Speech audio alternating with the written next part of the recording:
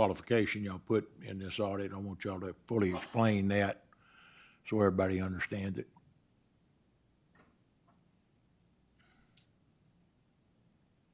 Okay. Well, just let us know when we're up, and then I'll start talking. We will do that. We'll call our meeting. We're gonna put you first on the agenda, but we gotta approve the agenda and make sure we have a quorum and yada, yada, Okay. yada. Yeah, it's Right now. really echoed on this end. Are we echoed on your end? No. Maybe Okay. you're talking through your speakers. We had that problem at another meeting the other day, and it was some way or another, they changed something on your computer settings to change the echo. I don't know anything. Okay, well, I'm just making sure that we're not echoed, but we're fine. No, you're fine. We're just technically challenged. So at this point, let's see, we got 5. That's a quorum, but I have received no notices that nobody was not going to make it. But let's see, we got Bo and Doug. So what is it you need to move to the top of The audit report, what we've got on the screen. Okay, let me see if I can change this screen.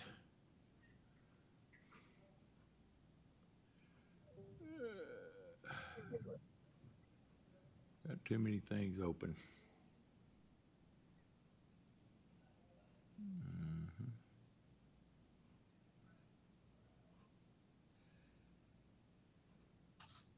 Let me get one thing open and we'll be ready to go.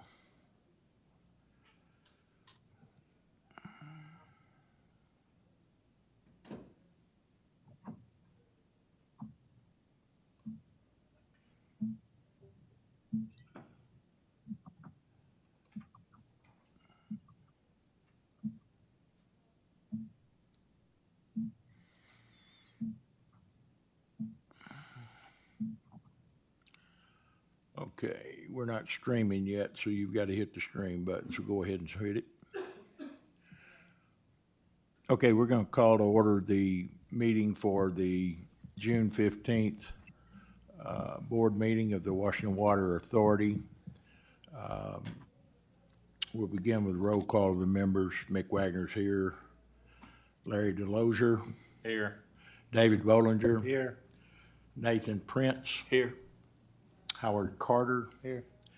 And we're missing Mr. Speed and Mr. Chambers, but we have a quorum with 5 of the 7 board members. So with that, we'll move on to the approving of the agenda. I'll make a motion, we move item number 5, review of the 22 audit, to item number 3. We have a motion. Do we have a second? I second it. And all in favor? Aye. Aye. Okay. We have with us by a Teams connection, Ms. Heather and Mr. Ton from the Berry and Associates audit firm. And if I can get the audit report back up, we can start talking about it. Goodness. Okay, everyone can hear me all right then? You went black. No. Yeah. Well. Yeah. Huh? I understand all of the above, but, there we go. I don't know what happened to us, but the audit report I'm trying to get to bring it up on the screen here. Oh, okay. If you bear with me just a moment. All right, balance sheets. Take one more.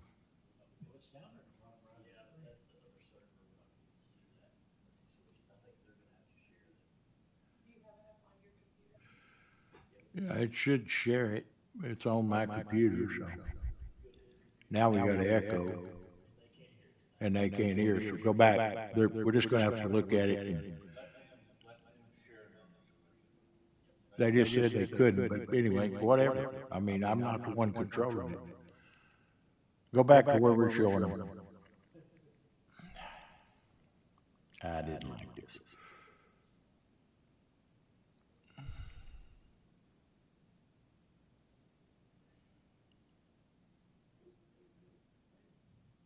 Okay, we're not gonna be able to show the audit, so I don't know if y'all can present it on the screen or not. But as you discussed, it would be helpful to have the audit so somebody could see I it. can try. Well, does everyone have a copy in front of them? Yeah, they've got it, but it's not before them. They got it yesterday in a digital format, so they don't have a copy with them. Oh, they don't have a copy with them? No, sir. Oh, okay. We do Okay, everything as hang on. much as we can digital, so. I thought as a presenter, you could show us, just like share your desktop, basically is how it works in Zoom. I don't know anything about Teams. Yeah, well, we weren't, we weren't prepared for that. I just assumed everybody would have a copy of the report in front of them. Well, I do, but it's on my computer. There it is, right there. Just blow it up now. All right, Okay. Heather. All right. Okay, good. Well, Let's have a round of y'all applause have for to Heather. tell me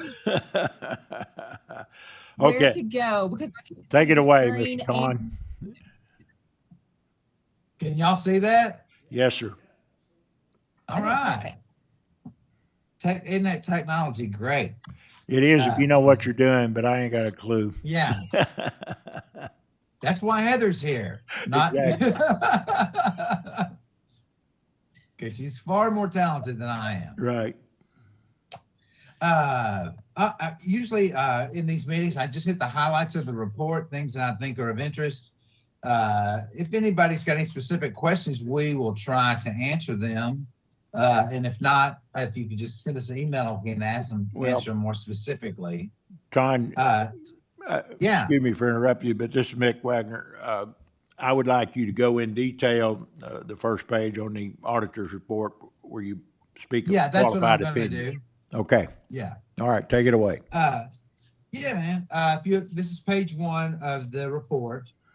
And this report has a couple of modifications in there in that we didn't do, if you'll see in that paragraph where it says GASB statement number 68, that's reporting on the pension accounts for the employees. It's very expensive for us to do that and not something that is really that beneficial for the user, meaning you or anybody else. The numbers that we would report, we consider to be immaterial to the financial statements, but it's an exercise that is the same requirement for this organization and it's the same requirement for the city of Los Angeles. I mean, it's a governmental accounting reporting requirement that is the same no matter what size you are. And in some cities, maybe it matters, but in these small organizations, it does not. As a matter of fact, in all of our reports, most all of them, the client or the entity, we recommend this because there's no value in it as far as what they will spend with us to get this information that they're really not going to use. And this information you could also get from APRS anyway. So it's just a repeat of what can be produced by the fiduciaries, that hold the funds. So sometimes the government comes out with things that are across the board for everyone, but they're not practical for everyone. And so we recommended in the beginning that, you don't spend the money for us to produce this. And it's not anything new. You'll see it in a lot of reports and in previous reports that we've done and in lots of reports with smaller entities that they say, well, we're not going to present this information. So Well, I don't think it's a problem. I don't think that it prevents anyone from getting any funding, but we have to disclose that we didn't disclose it. well, So that's what that paragraph is about. Could I ask a question at this point, or how do we have to signal that? Yeah, go ahead. Just for those inquiring minds that might say you have a qualified audit, ballpark, do you remember, and I asked last year when I looked at the 21 audit, about what it would cost to run through the iterations to remove this qualification? Wasn't it like, It would be almost the cost of the entire audit. that's what I was thinking, it was around Essentially. $10,000 and the audit this year was only Mhm. 13, so. Okay, all right. Yeah, Well, it's and it you know, I have to do a lot of documentation that you don't care about yeah, because of my peer review, and that's what runs up the cost.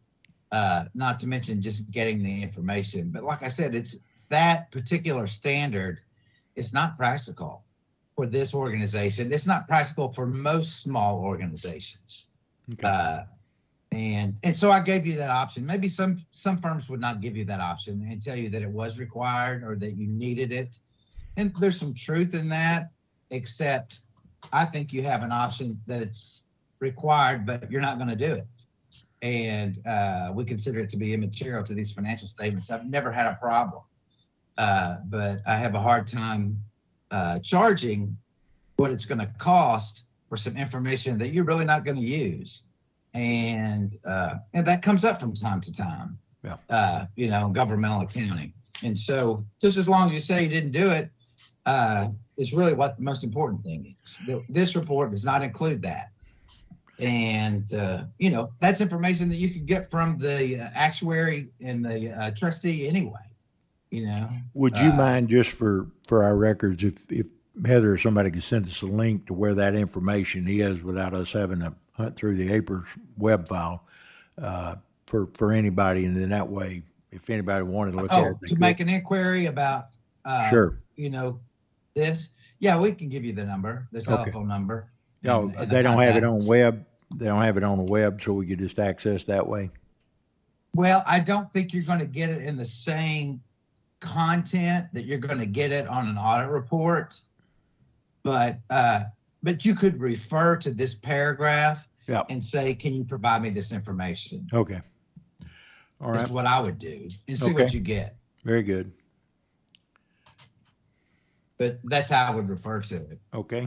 Proceed. Okay, and then on page 3 of the report,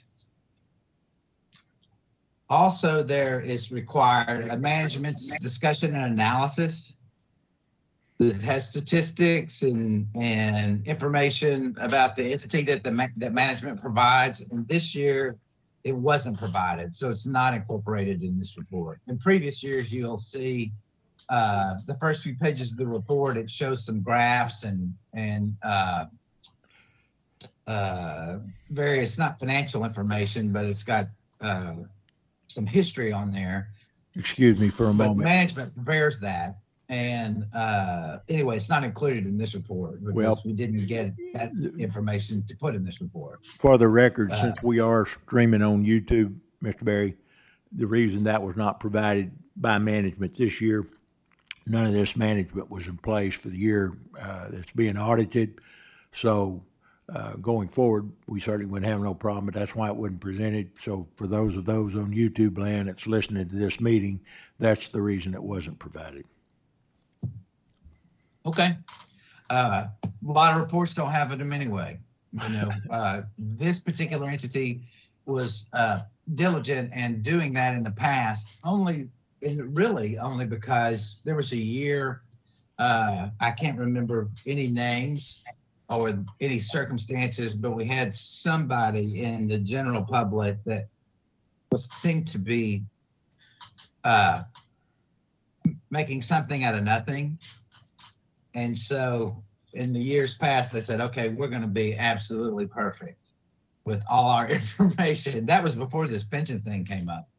And so they started providing this MD&A, or management discussion and analysis. We do a lot of water and sewer and small town water and sewer and public water authorities, and almost none of them provide this information. Another example of a government requirement across the board, no matter what size you are, that applies to everybody. So having this excluded from the report, so far in my experience, is of no consequence for getting lending or having a report accepted by Department of Finance Administration. So it may seem unusual to you, but it is not unusual to me. I wanted to make that, we have to disclose it, but I just wanted to make that point. That these modifications in this report letter. So if you will go to page 4, or we'll turn to page 4, we've got total assets of 37 million. I say as a small organization, actually it's pretty substantial. 37 million in assets is a pretty sizable entity to operate and administrate. If you go to page 5, which if I were a creditor, I wanted to see what your equity position was if this was a for-profit business. And these financial statements are presented like an enterprise fund, which is in the form of a business. The way it reads, total net position is 24 million. If you see down there, right there above total liabilities and net position, and our net position is our total assets at cost less all of our liabilities is a positive 24 million in equity. Turning to page 6, which is a statement of revenues and changes in that position. If we were a business, this would be our income statement, and it's presented essentially in the same format that a business would be presented. You know, I look at the total operating expenses, and they're almost exactly or very close to what they were last year. The big change was water sales for 22 compared to 2021. So we had quite a reverse in operating income or loss. Last year was a $756,000 loss. We had a $64,000 income. So that's a, you know, $10,000 swing. And then we have, you know, somewhat comparable items. We have a lot less interest expense this year than we did last year. Of course, we would, as we're paying down our debt. That other income is, Heather, isn't that other income is from the reimbursements for some of those highway projects? Yes, that's what the majority is. Yeah, and that's what that comes from. One thing that's interesting to me that I think is important is what's on page 8 of the report. It's called Statement of Cash Flows. And we have to generate, you know, I wouldn't want this to be misinterpreted about how much cash is generated from operations, because we have to generate cash from operations to service our debt and to pay for capital assets. And if you look in 2022, you can see it at the top, and the detail of that is towards the bottom of the page. But anyway, it generated from cash, $1.8 million. That's not income. That's cash. And with that cash, this is what we did with it.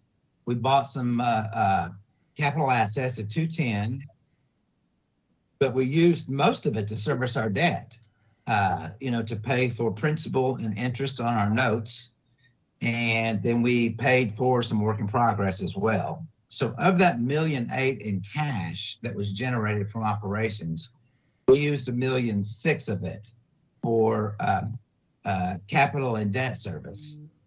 And we really ended up with only $267,000 of increase in cash from what we had before, which says to me, you know, it's a pretty tightly run organization. And unfortunately, I don't know if it's fortunate or not, but there was no additional debt acquired this year that they were able to you know, pay for their capital improvements and service their debt with their own cash. So, you know, one big difference between, say, cash income and accrual income is that we have depreciation. And you'll see that line right there, $1,449,000. You know, that is the write-off of our fixed assets or capital assets, but it's a bookkeeping entry. It's not a cash entry. but still it has to be recorded in these financial statements. So that is a big non-cash item that is defines a big difference between a cash income and accrual income. Is that cash income does not have a check written for depreciation of $1.4 million. So I just kind of wanted to make that point so that this statement of cash flows is not misinterpreted, that that it's income, but that it's very important that a substantial amount of cash is generated from operations, because with that, the main thing that you do with it is you pay, you service your debt. You got to pay your notes, and we have total debt, ongoing debt of let's see, it is on. Let me find the footnote. $12 million. It's on page 13. Do you disclose anywhere in this audit the coverage ratios on our bonds? I know particularly the bigger bond has a 1.1 coverage ratio. I couldn't find anything regarding USDA or ANRC. Do you recall if they have a coverage ratios in those? I can hardly hear you. It's pretty echoed, but I don't think in our debt to equity ratio, if that's what you're speaking coverage of, ratios. I think that it's well in line of what any creditor would want to see. I think if I heard that question right. You did. And- I asked that simply because last year they didn't meet the coverage ratios in 21. I believe in 2021 they didn't cover the 1.1 coverage ratio. In 22 it was 1.31 versus 1.1. So there was a significant turnaround, which you've already revealed. But I was just wondering. I could not find coverage ratios required in the series 2011 or the ANRC. I can't, I'm not aware of that either. I do know they've never had any trouble borrowing money. And sometimes the organization, certainly in the early years, was quite stretched. I mean, they couldn't even, which is not uncommon, but it was hard to maintain their debt reserves. You couldn't make enough money fast enough and hold enough back to satisfy that loan document for debt reserves, then when you keep so much cash on hand. And so sometimes that when that requirement could not be met, and it's disclosed in the report, to my knowledge, it never hindered the organization from getting any additional funding. Sometimes that's just hard to accomplish. Those debt reserves, you pay all your bills, and then you want us to put back so much money in a debt reserve, and we still need to operate. And so sometimes that can't be accomplished. That has not been the situation in this organization for quite some time. But I've never read anything about the debt to equity ratio that would prohibit them from getting additional funding or what was necessary. It's just an observation, I believe. The last thing that I usually comment on is on page 16. And we have to report on internal control and compliance, and if there are any deficiencies, and we report that there are none. This has been in the past and currently seem to be very well run, with internal control that's exercised as it should be, and we had no deficiencies to comment on regarding internal control and compliance. So that is usually something that if there is a finding that you have to respond to with legislative audits, but that won't be the case here. This is my experience. Been very well run outfit, and it's usually a pretty clean set of books. And when I say that, is that what you look at every month in this past year, you could trust. And that's always would be a concern of mine if I was a board member, not accustomed to looking at financial statements all the time, and then they put something on the board and you go, man, do I believe that or not? Or and of course you would, but I just want to reiterate that they're very credible, their internal records. So that is my presentation of the report. I didn't get into any specific numbers other than just highlights. But if you have questions as you look at the report again about any specific questions, I'd be happy to answer them, and so would Heather. And we could respond to you in detail via email if that would be satisfactory. Any questions at this point from the board? All right, thank you very much, Mr. Berry, and we'll send you any questions we may have. So thank you for the presentation. Well, thank you. Y'all have a good day, and thank you for hiring us again. Yes, sir. Okay. Appreciate it. Goodbye. Bye.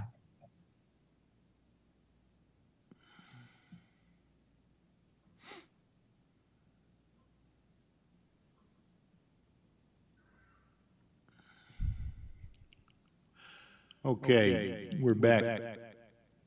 And why we have that echo, I don't understand. We didn't have it before.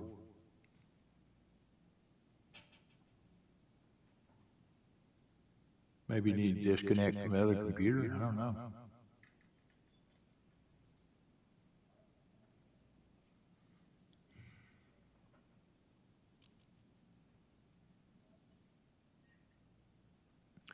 I'm sorry, but I don't know much about this echoing that.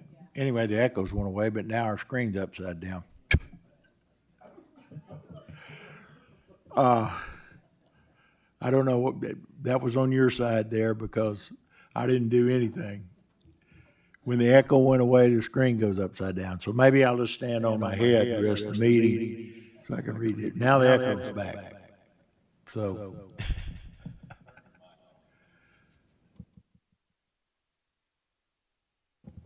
But it still echoes when you, how are you gonna acknowledge it?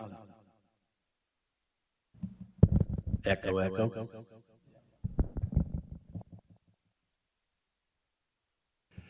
I guess we'll move with an echo. But anyway, the approval of the agenda, we're past that. So the minutes, y'all were provided the minutes in the packet by email earlier than that. Did anybody find any corrections or notations that need to be made? Make a motion to approve the minutes as for last meeting as presented. Second. We have a motion and a second, all in favor? Thank you. Thank you. Approval of the financials for the period of May 31st. Again, the packet has this, so if you want to peruse it at a greater length, but the balance sheet comparisons of May 31st of 23 versus 22 is on the screen here. And it says what it says. If anybody's got any questions, if not, I'll move on to the income statement, which seems to garner more attention than the balance sheet sometimes. You would note on the balance sheet, however, the board approved and recommended that we move part of the money out of the operating account into interest-bearing CDs. You've got $500,000 in one. What's the term on that $500,000? It's 14 months, 4 months? No, not the interest rate. 6 months, and the other one is 14 months, I think. Or was it 12 months maturity? Okay, so the short term is earning what interest rate? Yeah, I think it's 4.75 and 3.25. Okay, but anyway, that's better than 0.5 or whatever we were getting before. Other than that, any questions anybody has on the balance sheet? Okay, we'll move on then to the P&L. Let me back up here.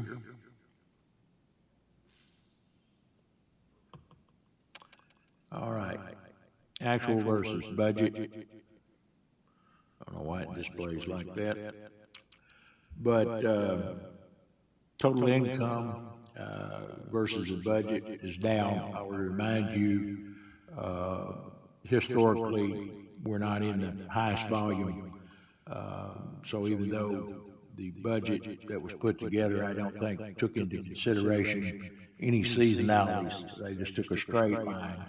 So that's why it appears that we're $500,000 off budget, but about July or August, when the higher volumes come in, it'll balance out. Next year, when we actually prepare the total budget, we'll try to consider some seasonality in it, which won't give those much variations to the general public. Might look at this and say, my God, what's going on here?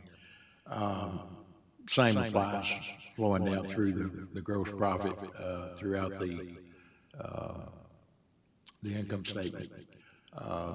Insurance, same way. Your insurance comes in quarterly or annually, and so we've posted what we've got through May, but it appears that there will be a considerable more amounts of insurance as premiums come due. Again, that's a subject of not taking into account seasonality and trying to project that in your budget so your interims aren't quite as off as this one is. Maintenance and repair, we've discussed that in prior months. Of course, we had a considerable amount of expense in February of this year due to the Goose Creek break, which is reflected in those numbers for maintenance and repair. Office expense about dead on to where it was budgeted for. Professional services, and again, I call this attention that $74,000 engineering bill, which come 10 days after the first of the year, and the auditors have provided, and I thought they were supposed to have been provided in this audit, to be put back in prior periods, because I pointed it out to the auditors, which they talk about the sound management, but I said, an invoice that's for work that's been done as far as 5 years ago might be considered to not be in this year's income statements, and they're still there, and so next month I'll see why the JE does not reflect that, because it'll be pulled out. Utilities trending downward a little bit. Truck expenses about what we thought, or they thought we would be. Employee expenses are down significantly because we have operated for some period of time without a general manager, at least the general manager's pay. Interest expense, not sure why they would have so much interest expense in one year. We're posting interest expenses that occur. I'm not sure why they had so much in that period there.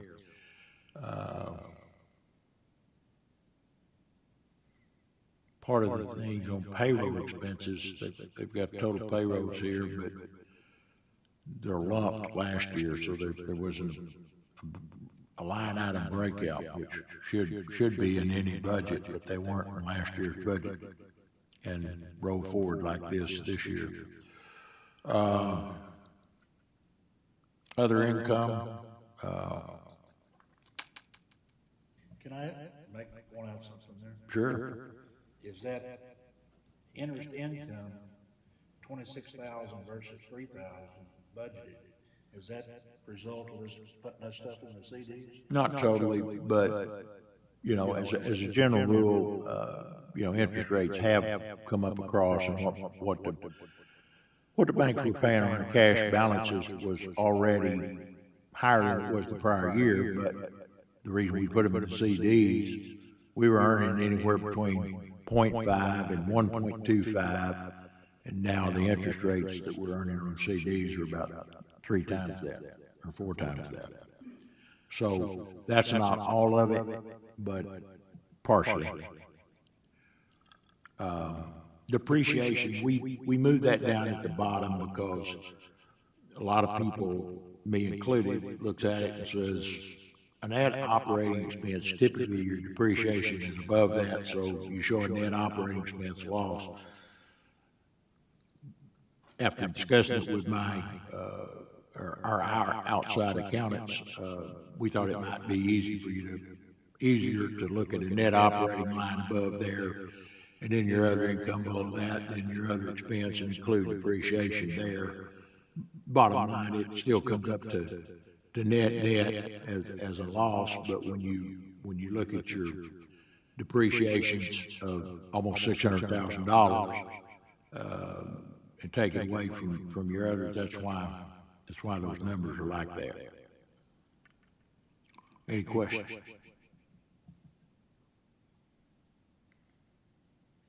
If not, I'd entertain a motion for the financials.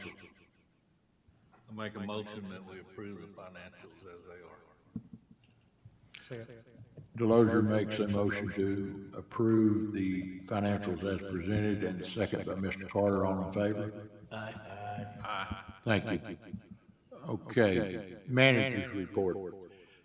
Well, to my right, Mr. Charlie Delap was hired by the board at the last meeting.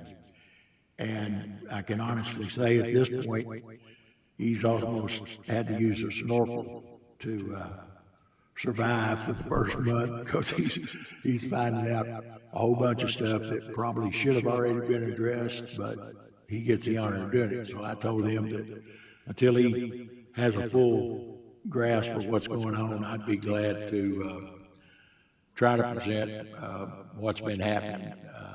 I'm going to have to move back here for a moment now and go back to the statistics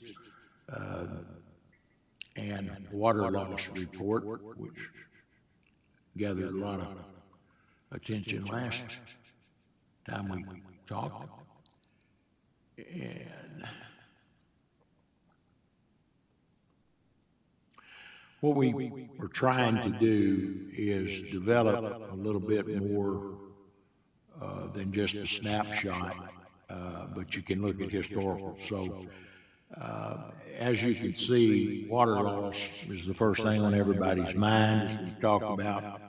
It's been pointed out in the last two sanitary surveys that are required by AHD. We were running in the 50s. Year to date, this year, we're at 58%, whereas that's trending in the right way, but there'll be a lot more discussion on what actions are being taken to address that.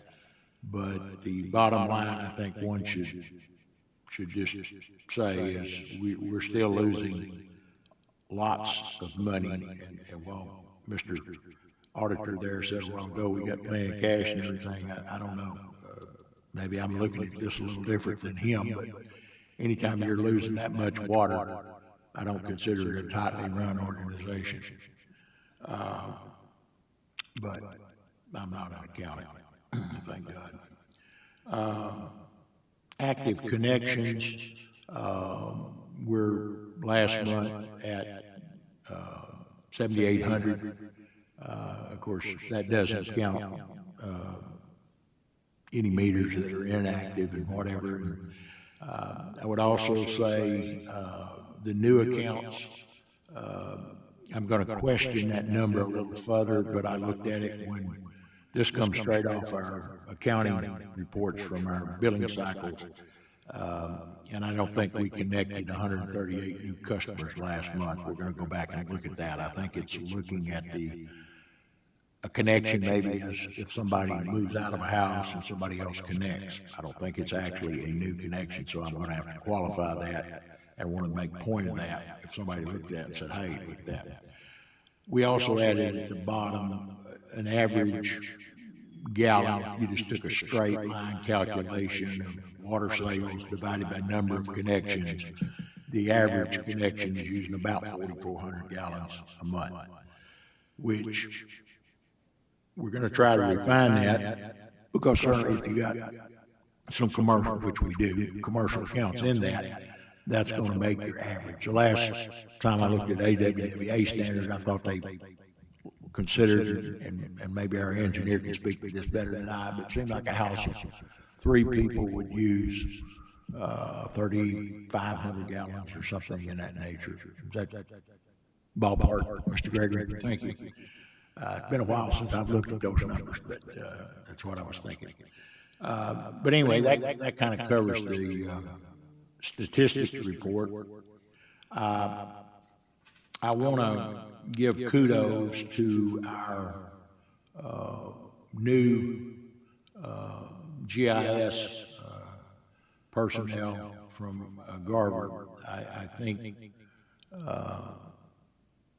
Drew, who's our IT guy, or GIS guy, has forgotten more about GIS than a lot of people know.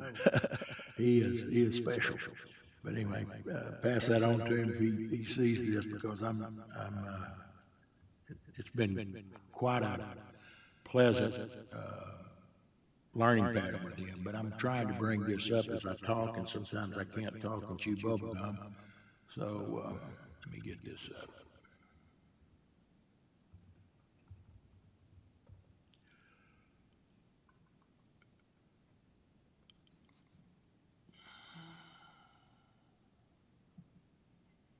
Sorry to be so slow, but the internet is not exactly screaming today.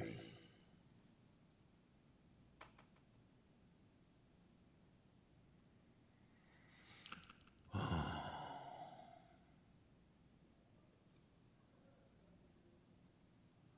also have a new computer, so my keys aren't all pinned.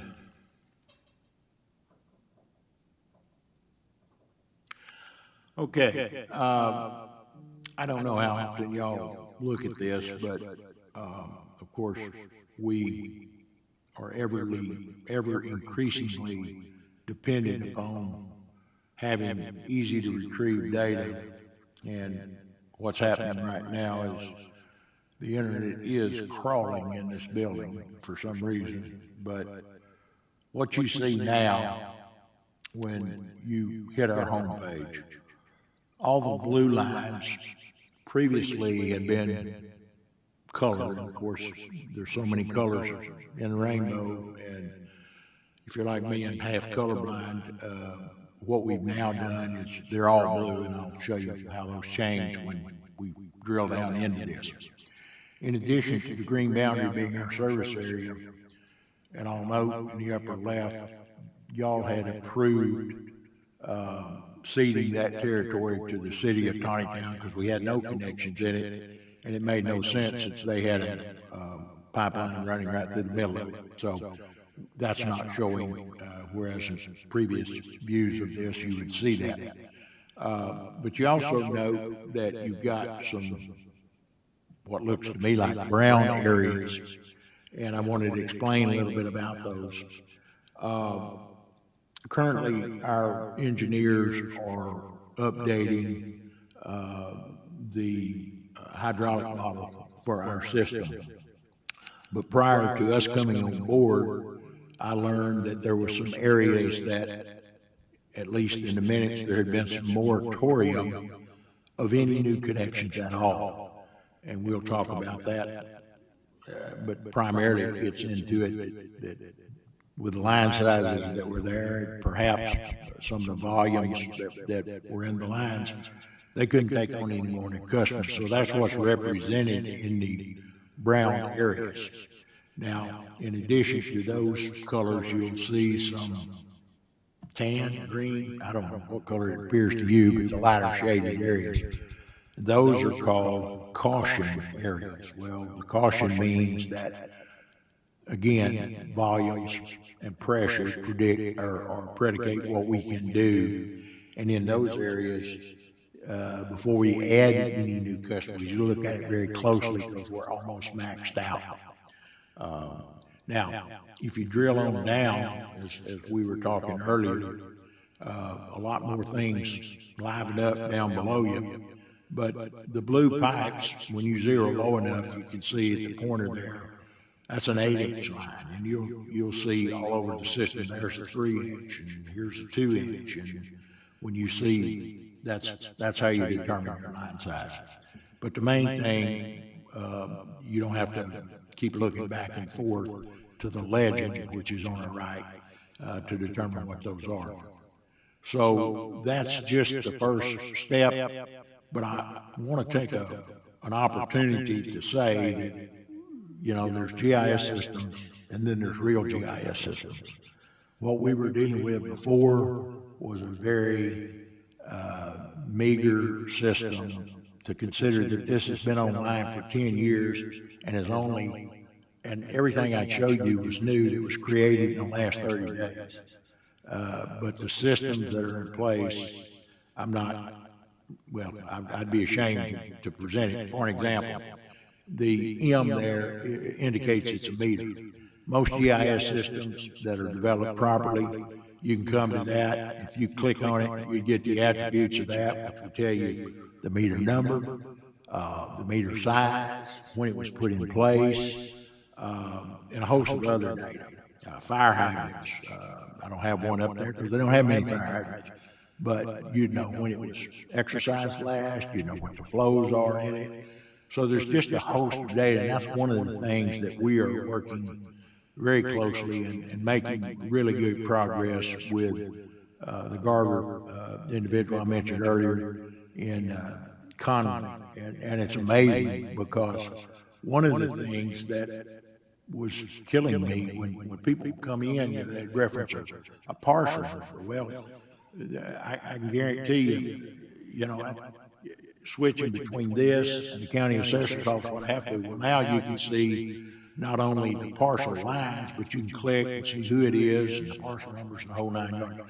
Again, this guy did this while I was talking to him literally over the phone. Well, I'd say, well, this is a problem, and he'd say, hold on, refresh now. and that's kind of the way he works. He rolls. And he's doing this with and I don't want to get too detailed in it because I can't get too detailed in it, but we were using a lesser robust version of our GIS, and so we're migrating to the more vibrant, robust system, and there'll be a lot more improvements of this coming forward. So with that, I'll go back to DMAs. I forgot the most important part. Bear with me just a minute because I want y'all to see this.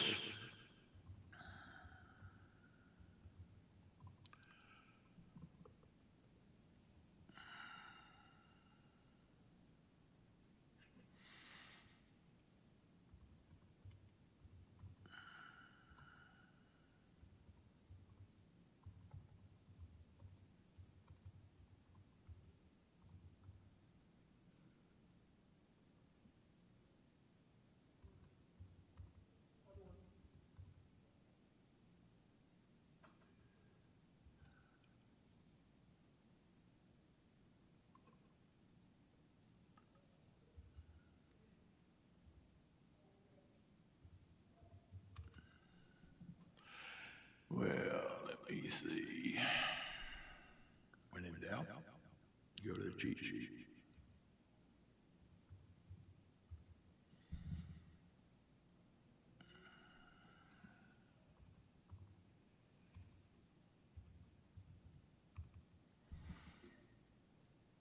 Well, maybe I won't show it to you today. Let's try it one more time.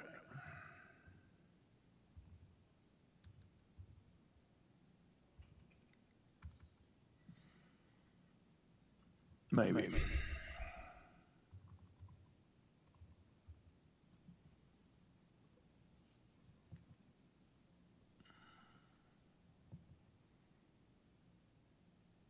What in the hell?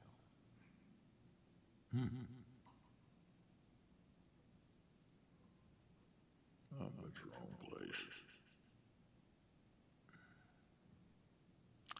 Senility is a bad thing.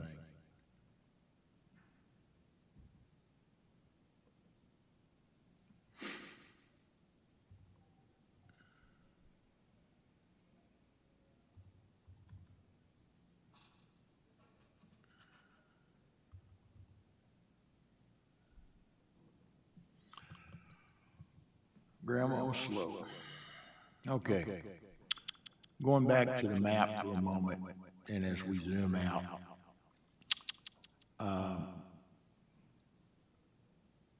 as we have discussed in the past, one of the things that we, or they, prior to me coming on here, have been trying to figure out how to do is create a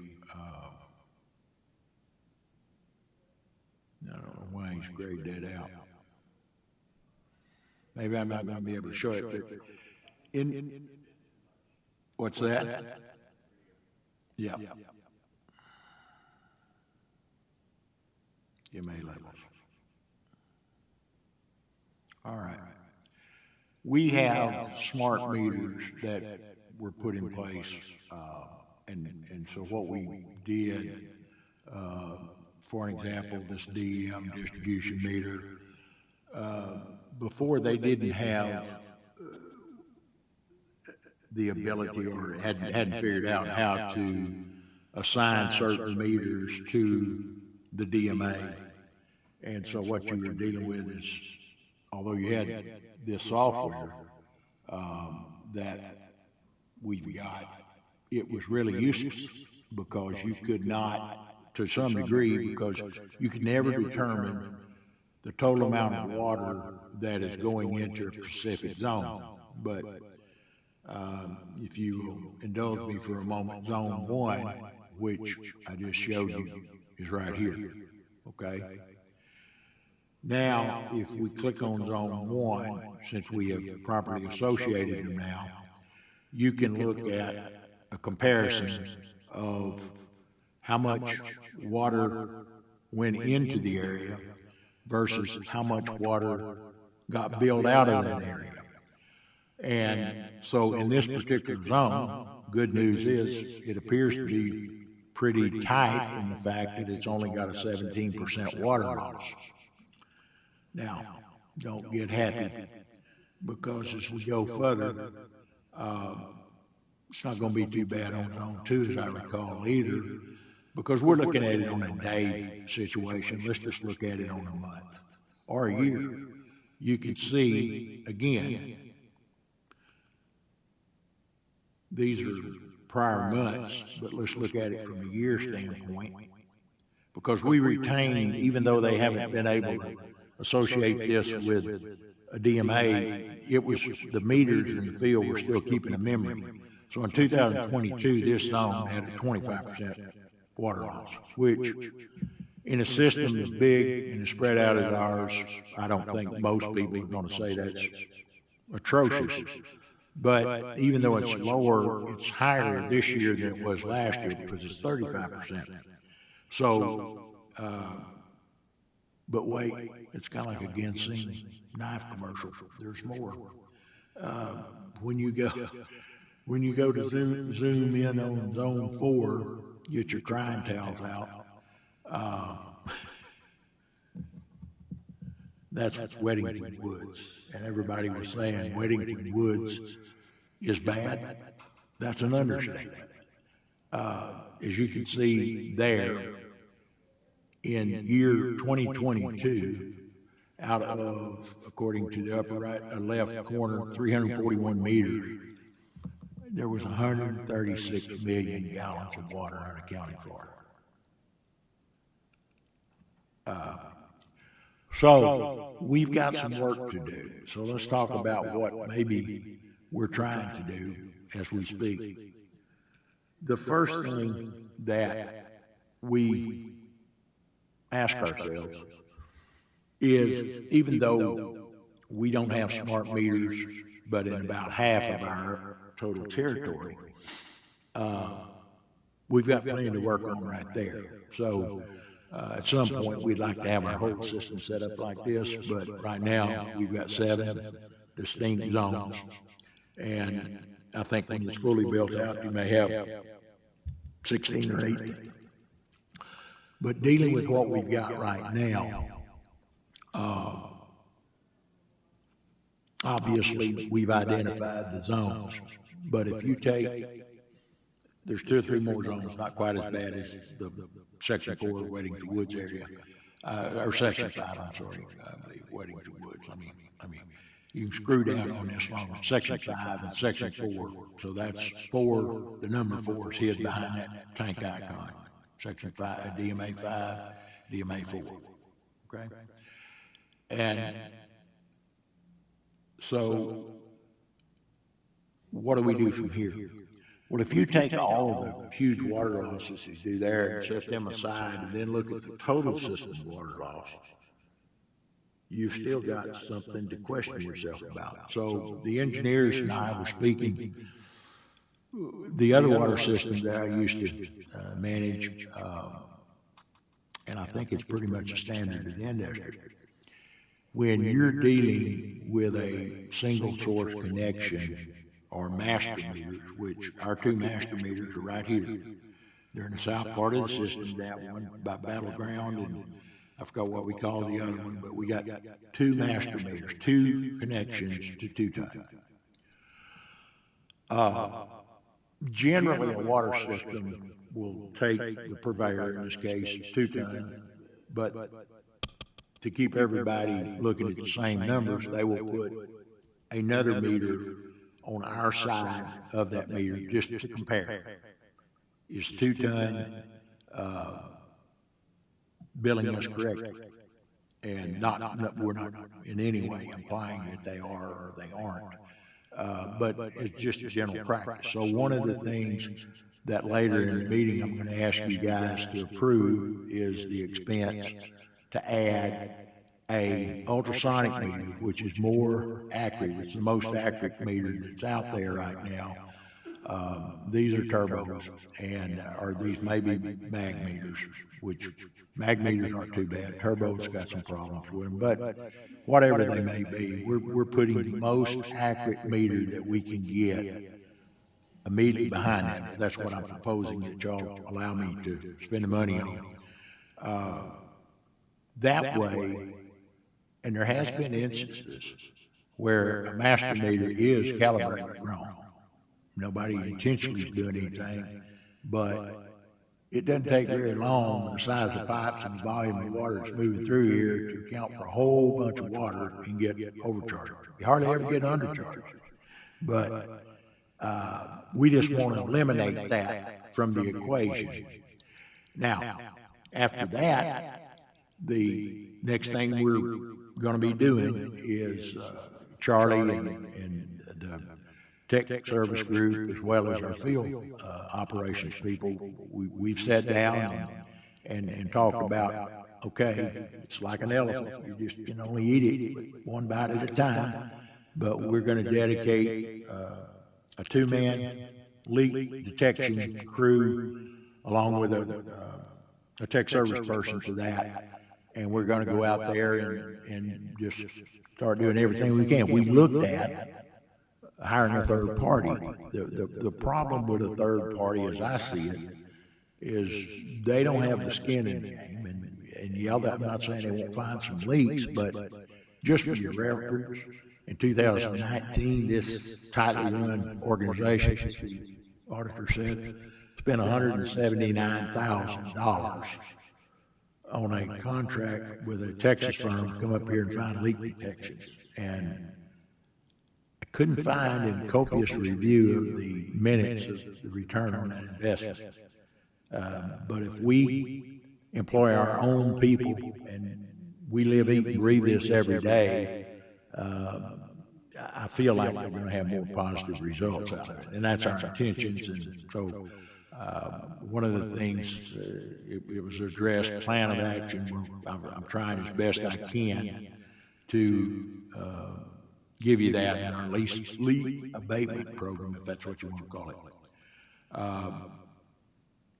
We talk about line footage, well, it's not significantly changed, so it's something over 600 miles of pipe. And, so we get into capital projects. We've talked about the 265 improvement project, and I think I sent to you. If not, I'll be glad to. But there was about a $400 and some odd $1,000 bill that had presented 2 or 3 months ago, and lo and behold, after Zach left, I got to looking at some of the emails, and I said, "Why haven't we got our money?" And they said, "Well, you didn't fill out this last form and send it back to us." So we got that done post haste, and I got notice that we'll soon to be getting about $400,000 or 390 something thousand, I think it is, that should be hitting the bank within the next few weeks. And in regards to the 265 project, we got an existing pay request for something over $1,000, $100,000 that we'll be getting out, and then we'll have one more short one, and so we should be finished in the September timeline that we're talking about. Highway 170 project. Of course, we got our engineer, so I won't belabor that, but I think we'd put down here, we've got a work order or a, whatever y'all call it. We give them authorization to go do some designs, but I'll let him speak more of that when he gets up here.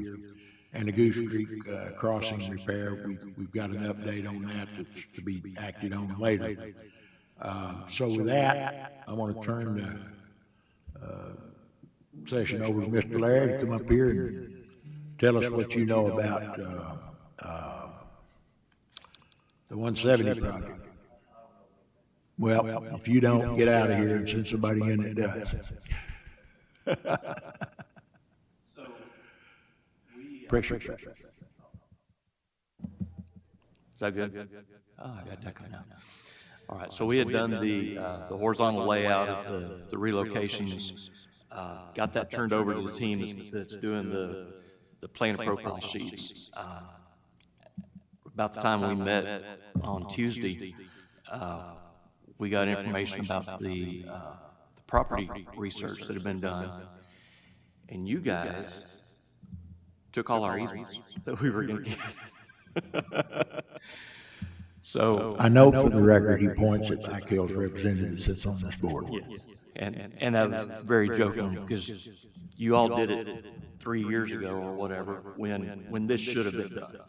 So that delays us a little bit. You know, we got to go back and look at what we need to adjust.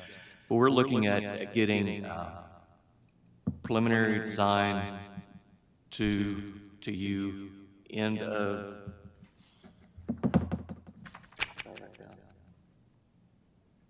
July, and then final design end of September. So we had originally had on our schedule December, when we were looking at a lot more. So what we're looking at, like I said, we're going to start doing our internal reviews of our design middle of July. When would you be ready to provide bids or go out for bids? Early September. September? Yes. Okay. And typically, those have to run for a month or 2 weeks or 3 weeks is what I've always been. standard? Okay. So that would put us awarding bids in maybe October. Right. We might have to hold a special meeting if that, depends on when you get in February and publish your bid. Okay. And you know, this is not set in stone. If we can push this even more, we will. But we've got time in there built in for your review of our preliminary plans, and then for us to go back and make any changes that are required. So if we turn in preliminary plans and y'all say, this is exactly what we want, then we'll proceed with specs and get those things turned out. So, but what we're looking at is roughly a 90-10 split between Farmington's costs and yours, with Farmington paying, looks like 90.5%, Washington Water paying 9.5. Break that in dollars and cents rather than percentage, because that's the way we're gonna check. Based on the estimate we have right now, that'd be about 1.4 million for Farmington and about 150,000 for you. Okay. Well, that's better. I think we originally thought it was gonna be around 250, and so that's better. It's still a lot of money, but I would remind the board that one of the benefits that we'll get out of this is when we move a 2-inch line that's in the right of way, currently will have to be moved. You know, if it's not in the right of way and it has to be replaced, the state will not replace it with a 2-inch line. It'll replace it with a 8-inch, is that correct? Well, if it's not in the right of way, it's not going to get. I mean, if it's in the right of way. If it's in the right of way, I'm sorry. we are approaching RDOT to upsize it to an 8-inch because that is your minimum size in your new specs. Right.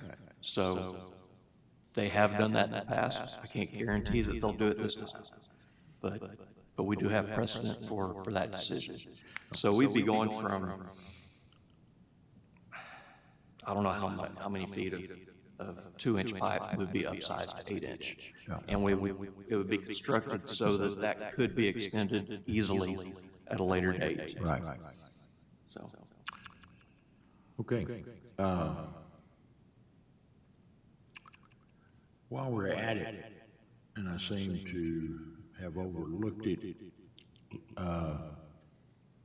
I provided to y'all last night, or maybe day before in an email, a what do you call that? Work order. Work order approval request for the engineers. So let's speak about that just a little bit, if you don't mind. So of course, we have a broken water line there on Goose Creek Road. We're across Illinois. And there's been a bypass line in place for however long. Since February. So what we're looking at is, first of all, getting a geotech to get out there and do borings to see what kind of rock formations we have out there, and then doing directional drilling under the river with ductile iron pipe. Be probably anywhere from 600 to 800 feet of drilling. We don't know for sure at this point because we hadn't done the design. But that's what we're looking at. We can get started almost immediately, at least with laying stuff out. And you know, the geotech, we could coordinate that, but typically that's a sub-consultant that's hired by the owner.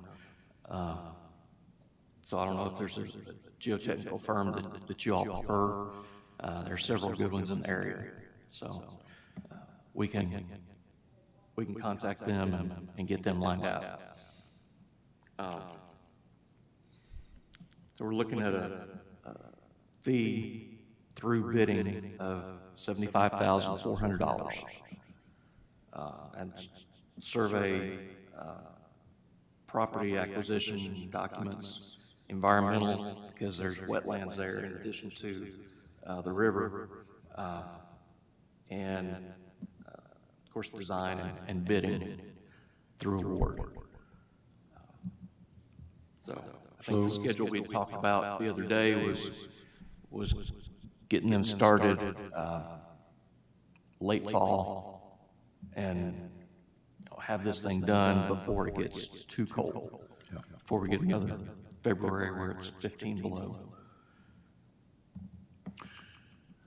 Okay, we will need to, as a board, to approve this to move forward. So do I have any further discussion? If not, a motion to give the green light to our engineers to move on.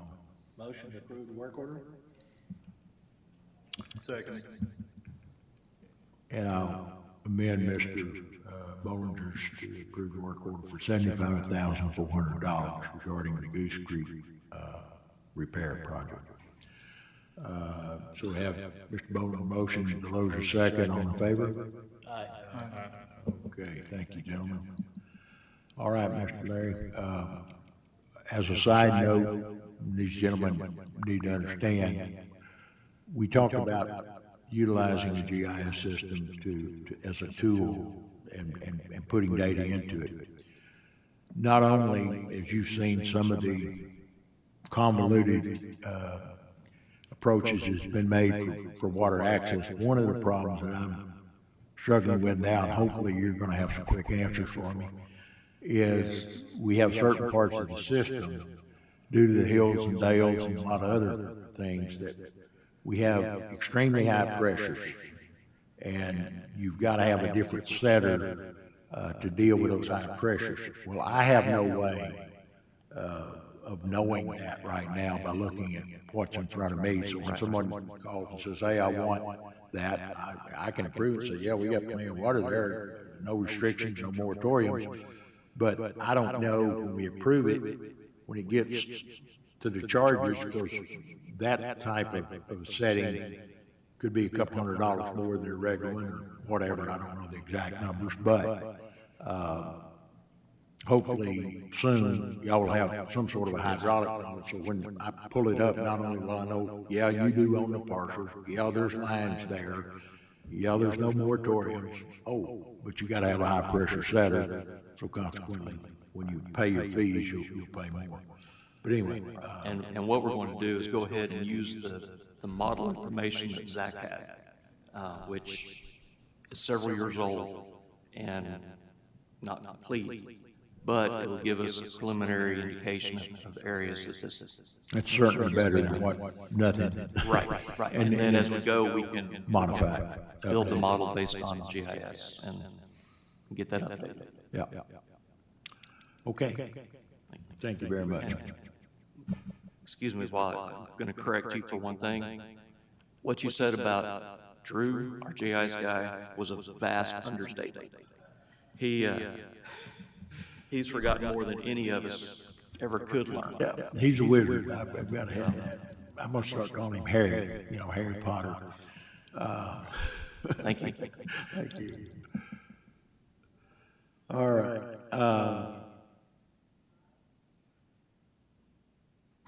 So we're now, let's see, at the redundant.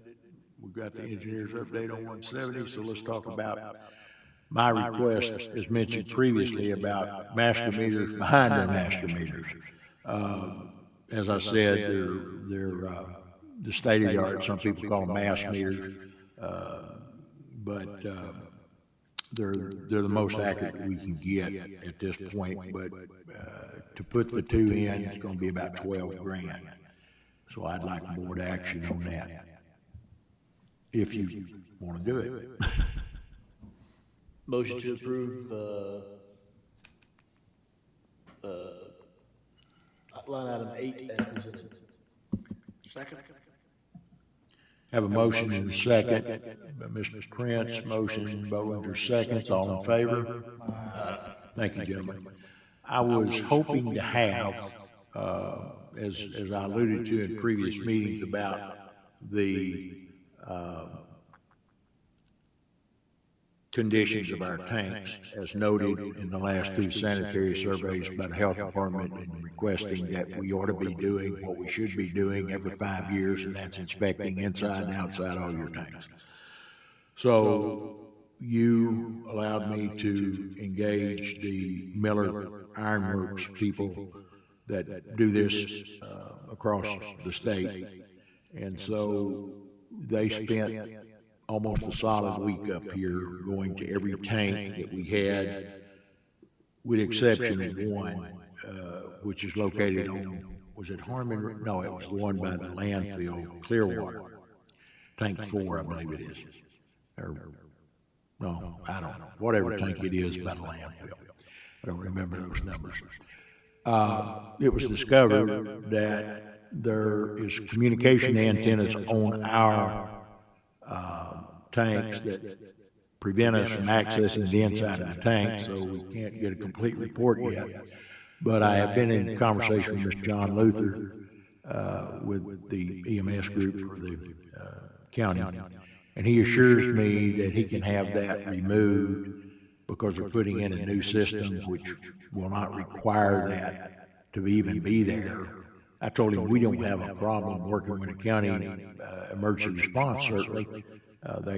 They let us use their communication radios and things, but we got to be able to do it, and he fully understands that. But this one's not going to be required for the new system, so it'll be coming off by August 1. At that point, Miller will complete their report, and then hopefully, probably September, we'll come back to you with the reports and findings, because it ain't pretty. There'll be a lot of money, which could be expected, but no maintenance plan for some time, several years back. Well, I'll be back to you on that. Item 10, review of the RBC program. Nothing really new to report other than we have hired an individual by the name of Mr. James Blue.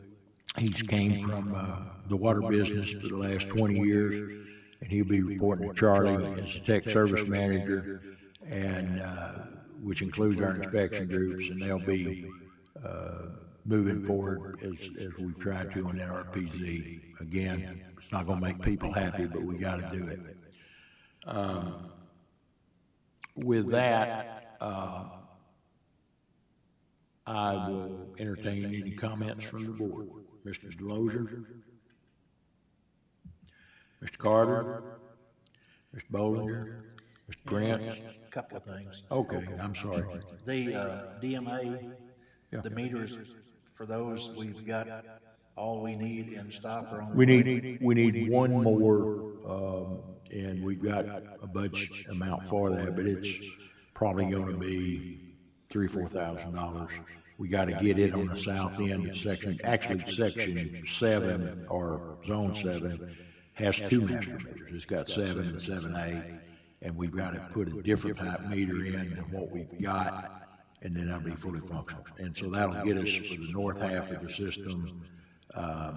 The data that I showed you is populating, so we're well on our way with that. We're fine tuning it. There's still tweaks, but 30 days ago, I couldn't certainly tell you with any certain amount of accuracy of what our water loss per section is, or zone is now, but as you saw, and that's available to anybody who wants to look at it. So,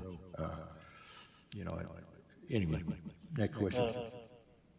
I think people tend to get inspired when they have some incentives, so the team that you're getting together to find leaks and fix leaks, if we can somehow monetarily incentive those guys to perform and go after leaks faster, I would be in favor of it. Well, since you're the treasurer of the business, I'm going to defer that you come up with a proposal. We've always got these people who've got these great ideas, so I think we should utilize their talents. I'll come up with some ideas. Great. Got one more thing, I'll shut up. Okay. I think the progress that has been made from the first time I got involved here and started hearing everything that was out there that needed to be done, and I got, oh man, that's gonna take us a year to get anywhere close to getting things headed in the right direction, but I think we're way ahead of where I thought we would be, and I'm very happy about that. Still tickled, we're at 58% on water loss. Okay, I'll shut up. Okay, thank you. Mr. Prince? All right, my comments are gonna be very limited, but I wanted to refer back to an email that I sent you to, a lady that, I won't call her elderly because she's about my age, so she's just a kid. But, as you saw Miss Bartholomew's letter, and one of the things that, with the help of our engineers, here's a lady that wants to add 2 or 3 houses. She's got, I think, 2 or 3 daughters. And we've got a line that could easily be tied in, that would probably provide her enough water. And it's stories like this where she said, trying to talk to people for the last 2 years to try to get some kind of an answer. So you saw my response to her, and hopefully by the next meeting, the engineers can provide for us a estimated cost, which I don't think tying an 8 to a 2 for the short distance is gonna be very expensive at all. But if we can get a few more people water in that part of the country where it's limited and wells are bad and everything, I think that's what we're here for. So, I like to see, things like that come about. That's all I have to say. Appreciate you guys, with the support and everything that y'all give us. And, I know Charlie is busting his buns right now, and I'm trying to stay out of his way and help him wherever I can. Charlie, you got anything to say? No, it's just, I'm glad to be here.